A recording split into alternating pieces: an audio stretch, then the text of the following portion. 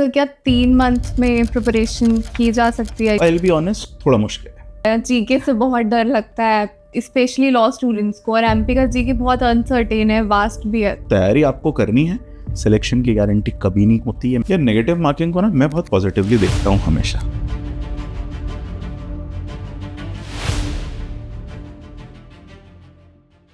Hello everyone, welcome back to our channel. जैसा कि आप जानते हैं, MP ADPO and Rajasthan APO exams जो हैं वो इज अराउंड द कॉर्नर, और आपके मन में एग्जाम से रिलेटेड काफ़ी सारे क्वेश्चंस आते होंगे, जैसे इस एग्जाम की प्रिपरेशन कैसे करें, कब करें भी या नहीं, सिलेक्ट हो पाएंगे भी या नहीं।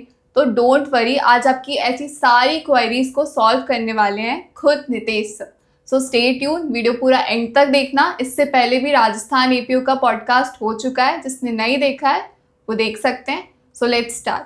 Good afternoon sir. Good afternoon sir, जैसे कि एमपी एडीपीओ में वैकेंसीज बढ़ गई हैं, 17 से 107 हो गई हैं। हाँ। तो अब क्या कंपटीशन इजी हो जाएगा? यार कंपटीशन इजी थोड़ा तो ऑब्वियसली रिलैक्स तो हो जाएगा, लेकिन आपकी तैयारी रिलैक्स नहीं होनी चाहिए। मुझे लगता है आपकी प्रिपरेशन और अच्छी अब होनी चाहिए। वैकेंसीज का नंबर बढ़ने से एक एडवांटेज होता है कि मार्जिन ऑफ एरर थोड़ा सा मिल जाता है। जब बहुत कम वैकेंसीज थी, 17 वैकेंसीज थी, तो फिर ये होता है अगर एक गलती भी करी तो आपके चांसेस हैं कि आप आउट हैं सिलेक्शन से। यहाँ ऐसी जो बाई चांस मिस्टेक हो जाती है, थोड़ा बहुत स्कोप्स में होता है कि इर्रिस्पेक्टिव ऑफ दैट शायद आपका सिलेक्शन फिर भी हो जाए, क्योंकि कट ऑफ ऑब्वियसली थोड़ा कम हो जाएगा। तो ये तो चीज़ है, बट एंटिसिपेटेड जो नंबर था वैकेंसीज का उतना तो नहीं बढ़ा है, बट स्टिल एक रीजनेबल है कि आप अपनी तैयारी स्ट्रांग रखें। अच्छे ढंग से अगर आपको चीज़ें याद हैं और थोड़ी भी अच्छी प्रिपरेशन अगर आप कर रहे हैं तो चांसेस हैं कि सिलेक्शन हो सकता है। एंड सर, जिन स्टूडेंट्स का एक्सपीरियंस नहीं है तो वो क्या सिलेक्शन में उनको प्रॉब्लम आ सकती है? क्योंकि यहाँ पे 2 ईयर प्रायर एक्सपीरियंस प्रेफरेंस है। देखो यार, प्रेफरेंस का मतलब बेसिकली ये होता है कि अगर 2 स्टूडेंट्स इक्वल फुटिंग पे आ रहे हैं, इन दैट केस वो प्रेफरेंस थोड़ी बहुत वेरी कर सकती है। या फिर ये जो एक्सपीरियंस वाली बात है एडीपीओ एग्जाम के लिए, इंटरव्यू में थोड़े बहुत हो सकता है अगर आप प्रॉपर आंसर कर दें, कुछ प्रैक्टिस से रिलेटेड क्वेश्चंस आ रहे हैं और उनको आप प्रॉपरली अगर आंसर कर रहे हैं, तो देयर इज अ चांस कि कुछ थोड़ा बहुत एज आपको इंटरव्यू में मिल जाए मार्क्स में। अदरवाइज बहुत ज़्यादा इसका इंपॉर्टेंस नहीं है। और प्रीवियस ट्रेंड अगर अपन देखें, लास्ट टाइम भी जब एमपी एडीपीओ का रिजल्ट आया था और फाइनल जो सिलेक्शंस हुए थे, उसमें बहुत सारे स्टूडेंट्स मैंने देखे हैं जिनकी कोई प्रैक्टिस का एक्सपीरियंस नहीं था और वो सेलेक्ट हुए हैं। क्योंकि पहले आपका जो प्रीलिम्स एग्जामिनेशन में अगर उसमें ही आपने एक अच्छा एज ले लिया तो फिर इस चीज़ का कोई फर्क नहीं पड़ेगा। एंड सर, क्या 3 मंथ में प्रिपरेशन की जा सकती है? तो अगर थोड़ी सी प्रैक्टिकल बात करें अपन, तो अगर आपने बिल्कुल नहीं पढ़ रखा है, आपके कॉमन लॉज भी क्लियर नहीं है, जो न्यू क्रिमिनल लॉज हैं वो भी आपने कभी पढ़े नहीं ऑर्गेनाइज तरीके से, कुछ भी नहीं पढ़ा है, ना जीके पढ़ा है ना लॉ पढ़ा है, जो हालत मोस्ट ऑफ द स्टूडेंट्स की होती है आफ्टर कॉलेज, अगर आप उस फुटिंग पे हैं तो आई विल बी ऑनेस्ट, थोड़ा मुश्किल है। लेकिन अगर आपने थोड़ी बहुत भी प्रिपरेशन पहले कभी करी है किसी भी कॉम्पिटिटिव एग्जाम के लिए, कॉलेज में भी अगर आपने अच्छे से सब्जेक्ट्स पढ़े हैं, स्पेशली जो कॉमन सब्जेक्ट्स हैं, जैसे तीनों न्यू क्रिमिनल लॉज, वुमेन और चाइल्ड सेंट्रिक जो लॉज हैं लगभग हर जुडिशरी में आजकल आ रहे हैं, डोमेस्टिक वायलेंस, पॉक्सो, जेजे, ये सब, तो इस तरीके के लॉज अगर आपने थोड़ा बहुत एक्विंटेंस आपका है पहले से, तो बिल्कुल डुएबल है 3 महीने में। क्योंकि जो अनकन्वेंशनल लॉज हैं सिलेबस में, नंबर देखने में बहुत बड़ा लगता है, लेकिन वो बहुत छोटे लॉज भी हैं, बहुत माइनर एक्ट्स भी हैं उसमें, प्लस उसमें बहुत सिलेक्टिव स्टडी आपको करनी है, हर चीज याद करने की जरूरत नहीं है। तो अगर वो जो कॉमन पोर्शन है अगर पहले आपने पढ़ रखा है तो बिल्कुल डुएबल है। हाँ, जीके को जरूर आपको बहुत प्रॉपर तरीके से टाइम देना पड़ेगा, क्योंकि जनरली आप जीके पढ़ते नहीं है। एंड सर, अगर नहीं हुआ इसमें सिलेक्शन तो what should be the backup? क्या पूरा साल बर्बाद हो जाएगा? देखो भाई, जब भी किसी कॉम्पिटिटिव एग्जाम की तैयारी करने के बारे में कोई स्टूडेंट बात करता है तो मैं हमेशा एक चीज़ ये कहता हूँ कि सिलेक्शन की कोई गारंटी नहीं है। कंपटीशन एग्जाम का मतलब ही ये होता है कि आपके जैसे और भी बहुत सारे स्टूडेंट हैं जिन्होंने अच्छी तैयारी करी है, ठीक है, और वहाँ पे वो जो टाइम ड्यूरेशन होता है एग्जाम हॉल के अंदर जब आप एग्जाम दे रहे होते हैं, उसको किसने कैसे मैनेज किया है, इस पे भी बहुत डिपेंड करता है कि आपका सिलेक्शन होगा या नहीं। So there is always a chance कि आप तैयारी करें, अपनी तरफ से सब कुछ करें, तब भी देयर इज अ चांस कि हो सकता है आपको सिलेक्शन ना भी हो। बट अगर आपने वो तैयारी बहुत ईमानदारी से कॉन्सेप्चुअली पढ़ के और अपना टाइम स्पेंड करके करी है तो वो तैयारी तो वेस्ट होती नहीं है। अगर आप सिलेबस देखोगे तो जैसा मैंने कहा कि वुमेन सेंट्रिक और चाइल्ड सेंट्रिक जो लॉज हैं वो लगभग हर जुडिशरी हर एपीओ के सिलेबस में है, न्यू क्रिमिनल लॉज हर जुडिशरी के सिलेबस में है, दूसरे एग्जाम के सिलेबस में है। तो उन चीज़ों को अगर आप इस तैयारी के बहाने पढ़ रहे हैं अच्छे से तो वो आपको दूसरे एग्जाम्स में भी हेल्प करेंगे। एग्ज़ाम के अलावा अगर आप प्रैक्टिस कर रहे हैं तो वहाँ भी आपको हेल्प करेंगे। अभी कुछ दिन पहले एक पुरानी स्टूडेंट है फाउंडेशन बैच की, उससे बात हो रही थी। शी इज़ नाउ प्रैक्टिसिंग क्योंकि एलिजिबल नहीं है जुडिशरी के लिए। तो उसका भी था एमपी डीपीओ सर दे तो रही हूँ, पढ़ तो रही हूँ, बट नहीं हुआ तो क्या और ऐसा। तो उसने मुझे ये चीज़ बताई कि सर पढ़ तो रही हूँ सारे सब्जेक्ट, और एक एडवांटेज मुझे ये समझ में आया, he is working with a senior lawyer. तो शी टोल्ड मी कि एक सब्जेक्ट मैंने उठाया नया और कोइंसिडेंटली मैंने उसको पढ़ना जब स्टार्ट किया 2 दिन बाद ही चेंबर में उस लॉ से रिलेटेड केस आ गया। तो जो किसी को नहीं पता था मुझे बातें पता थी because I was studying for the examination. तो यार पढ़ाई तो मेरे ख्याल से अगर आप लॉ की फील्ड में हैं और अगर आप लॉ का सब्जेक्ट पढ़ रहे हैं तो वो वेस्ट तो बोलना बेकार है। ये हो ही नहीं सकता कि आपकी वो पढ़ाई कहीं बेकार चली जाए। तो तैयारी आपको करनी है, सिलेक्शन की गारंटी कभी नहीं होती है, मैं हमेशा कहता हूँ, है ना। इसे आप मेरा नेगेटिव अप्रोच समझना चाहें तो बिल्कुल समझे, बट मैं इसे प्रैक्टिकल अप्रोच कहता हूँ। तैयारी करने का ये बिल्कुल मतलब नहीं है कि आपका सिलेक्शन होगा, लेकिन तैयारी करना ज़रूरी इसीलिए है क्योंकि आपको खुद को बेहतर बनाना है। और ये अश्योर्ड रहता है कि जब भी आप किसी एग्ज़ाम की तैयारी करना स्टार्ट करते हैं तब आपका जो लेवल है नॉलेज का, लीगल प्रूडेंस का, आप जब उस तैयारी को ख़त्म करेंगे, अगर ईमानदारी से तैयारी कर रहे हैं, तो जब आपकी प्रिपरेशन एंड होगी, इर्रिस्पेक्टिव ऑफ द एग्जामिनेशन कि आपने एग्जाम दिया नहीं दिया, आपका सिलेक्शन हुआ नहीं हुआ, इर्रिस्पेक्टिव ऑफ दैट, जब आपकी वो तैयारी की जर्नी ख़त्म होगी आप इस बात को रियलाइज़ करेंगे कि आप बेहतर लॉ ग्रेजुएट बनते जा रहे हैं। एक बढ़िया और बेटर प्रूडेंस आपका डेवलप हो रहा है, लीगल नॉलेज का एम्बिट आपका बढ़ रहा है, which is anyways going to help you in your future. Sir syllabus की अगर बात करें, काफ़ी वास्ट सिलेबस है, एक एक्ट पढ़ते हैं दूसरा भूल जाते हैं, तो उसको कैसे मैनेज करें? देखो यार, एमपीडीपीओ में एक ये चीज़ तो है कि डायरेक्ट क्वेश्चन का जो नंबर होता है वो ज़्यादा होता है, तो याद आपको रखनी है चीज़ें। और जब नंबर ऑफ सब्जेक्ट बढ़ जाते हैं तो याद रखना थोड़ा और मुश्किल हो जाता है, इसमें भी कोई दो राय नहीं है, क्योंकि बहुत सारे स्टैट्यूट्स हैं जिनमें पेनल्टीज़ हैं, सेक्शंस याद नहीं रह रहे हैं।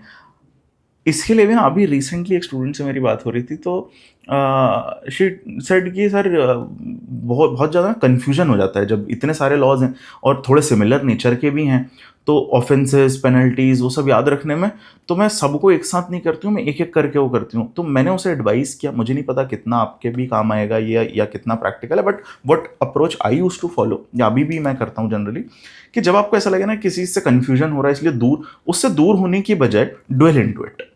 मैं कहता हूँ थोड़ा और कन्फ्यूजन क्रिएट कर लो।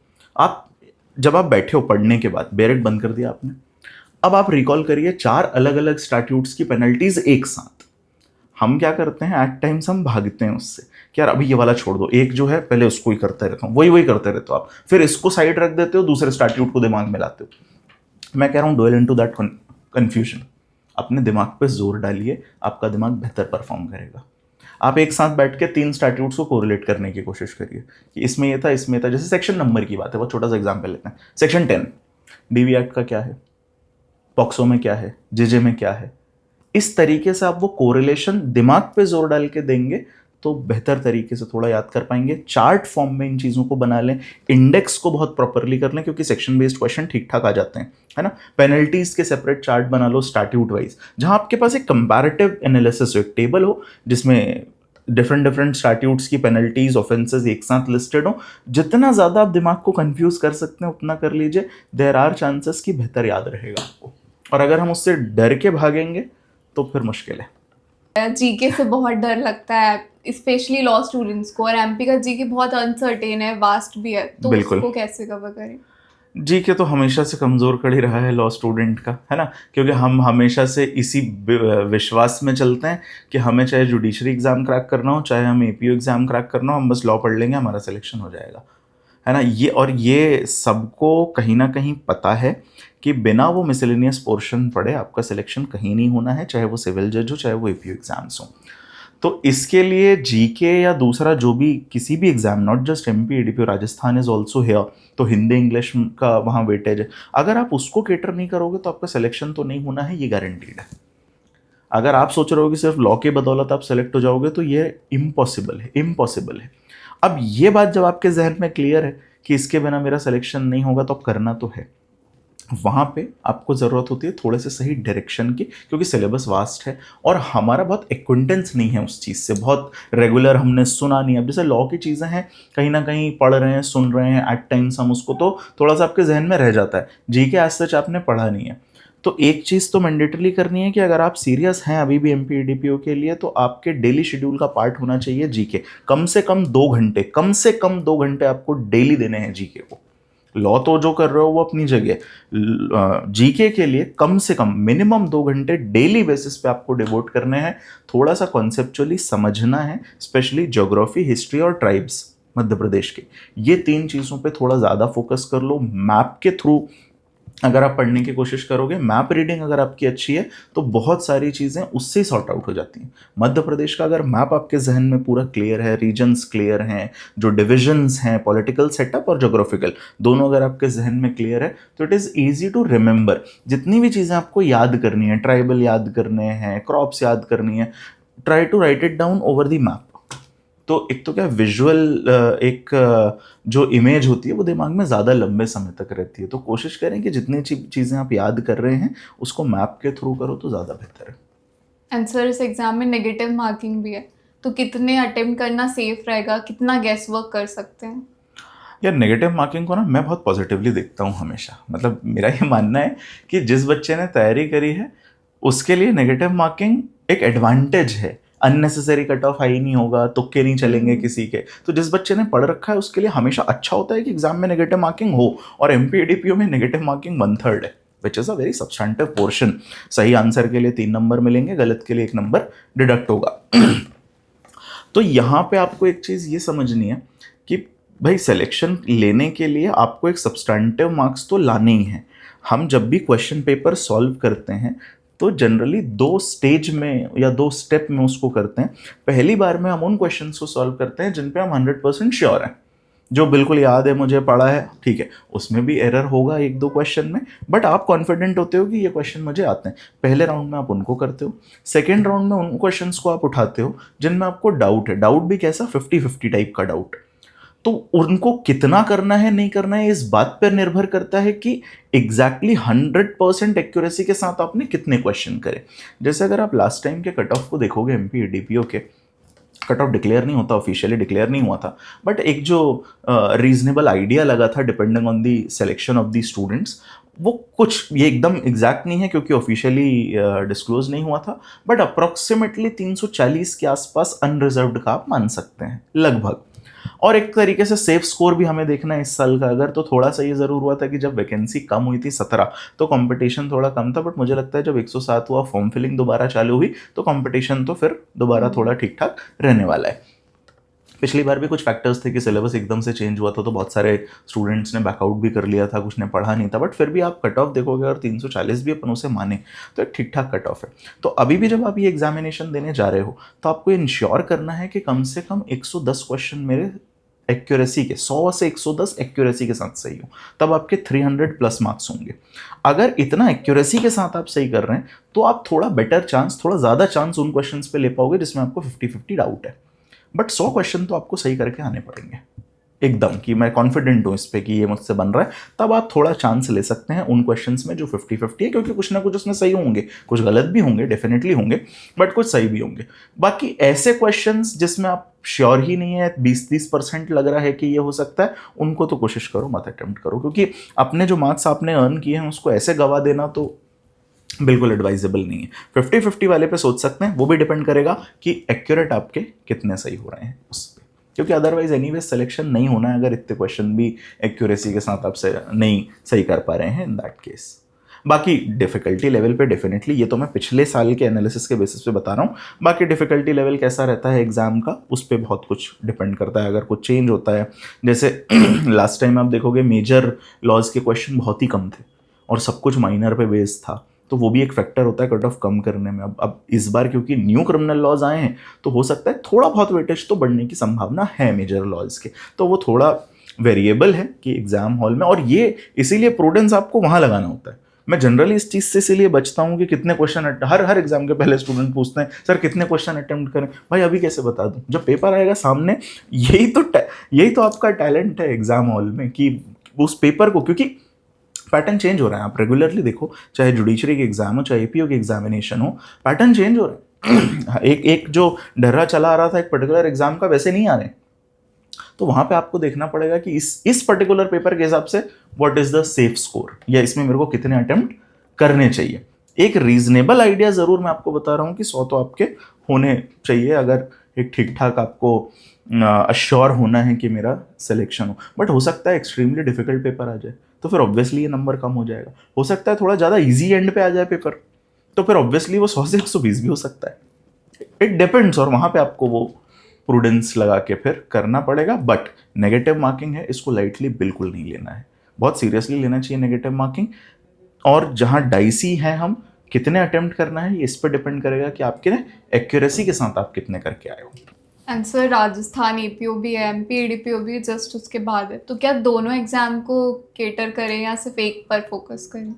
अगर बहुत ईमानदारी से एक बात बताऊं इसमें मैं, तो अब जो टाइम बचा है, पहले की बात अलग थी। आज से 3 महीने पहले जब ये डिस्कशन हम लोग कर रहे थे, मैंने एक लाइव भी लिया था इसके ऊपर वाईटी पे, कि राजस्थान भी है, उस समय बिहार भी था और एमपी भी था, तो कौन से केटर करने हैं कौन से नहीं, तो उस समय मैंने कुछ एडवाइस किया था। बट आज जिस सिचुएशन पे हम बैठे हैं कि सितंबर में राजस्थान का प्रीलिम्स है, अक्टूबर में शेड्यूल्ड है एमपी एडीपीओ का, एक बहुत ऑनेस्ट एडवाइस अगर मैं दूं तो जो मध्य प्रदेश के डोमिसाइल हैं वो एमपी एडीपीओ पे फोकस कर लें। पहले ज़रूर थोड़ा सा डाइसी था नंबर ऑफ वैकेंसी के कारण, बट अब वैकेंसी ठीक ठाक है।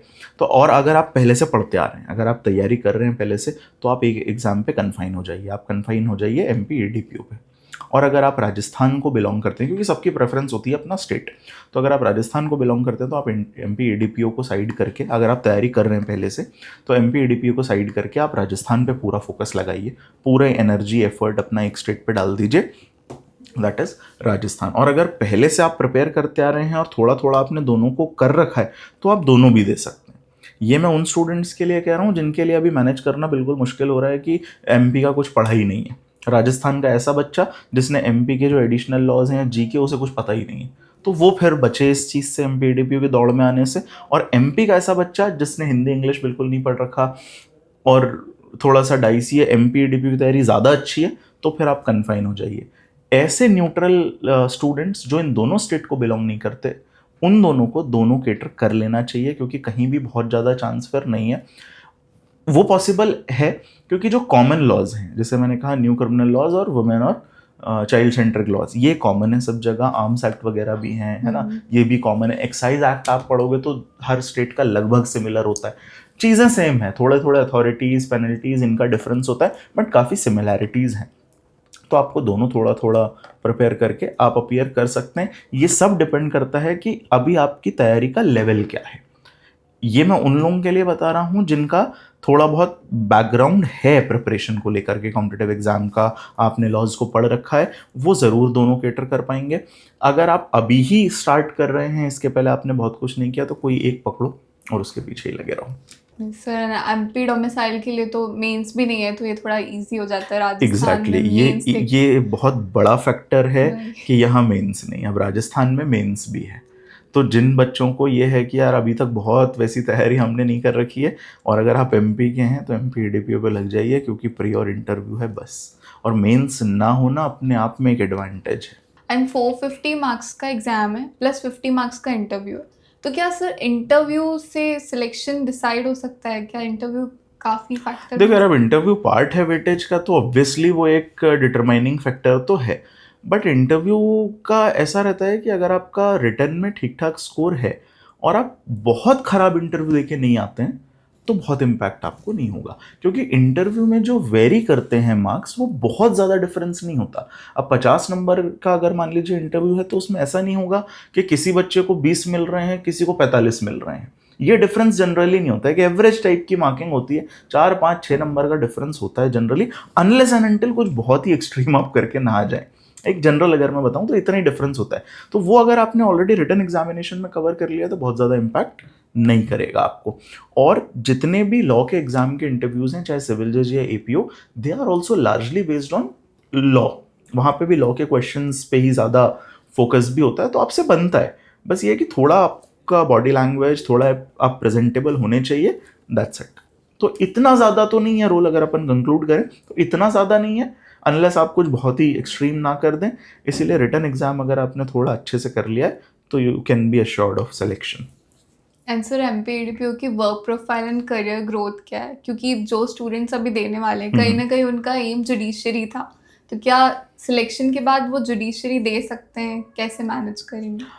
देखो 3 ईयर प्रैक्टिस के बाद ऑब्वियसली ये जो एक बहुत बड़ा अट्रैक्शन बनी एपीयू एग्जामिनेशन हर एस्पिरेंट के, उसका सबसे बड़ा रीज़न ही यही है कि आपको एपीयू में अगर आपका सिलेक्शन होता है तो आपको एक सरकारी नौकरी भी मिल गई तुरंत, ठीक है, विद अ हैंडसम सैलरी, और आपका जुडिशरी का ड्रीम भी कॉम्प्रोमाइज़ नहीं हो रहा है, क्योंकि ये 3 साल की प्रैक्टिस काउंट होगी और उसके बाद आप जुडिशरी में अपीयर कर पाएंगे।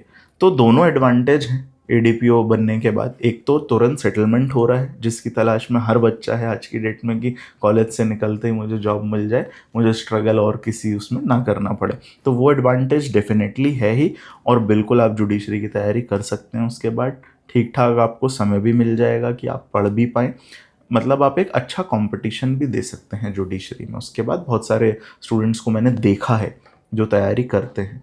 लास्ट ईयर एक स्टूडेंट था फाउंडेशन बैच का, पहले उसने MPEDPO क्रैक किया, देन ही क्रैक्ड छत्तीसगढ़ जुडिशरी ज्वाइन करने के बाद, एंड देन ही cracked MP judiciary also, now shifted to MP। तो ऐसे बहुत सारे स्टूडेंट हैं जिन्होंने इस तरीके के एग्जाम क्रैक करके पहले एक सेटलमेंट ले लिया। क्योंकि एक चीज़ ये भी समझना कि जब एज एन एस्पिरेंट आप किसी एग्जाम में अपीयर होते हो तो आपकी एंजाइटी का लेवल हाई होता है, बट एक सेटलमेंट अगर आपको मिल गया है, अगर आपके पास एक गवर्नमेंट जॉब आ गई है, फिर आप थोड़ा रिलैक्स्ड माइंड से एग्जाम देते हो। वो जो पीयर प्रेशर होता है वो थोड़ा आपका रिड्यूस हो चुका होता है, तो जब वो प्रेशर रिड्यूस होता है तो आपकी परफॉर्मेंस और बेहतर होती है। Okay sir, thank you so much. तो उम्मीद करती हूँ कि अब आपको काफ़ी क्लैरिटी मिल गई होगी। तो पढ़ो, ये पीक टाइम है। अगर आपको कोई और डाउट्स हैं तो comment section is there, comments में आप अपने क्वेश्चन पूछ सकते हैं, we will answer. Thank you.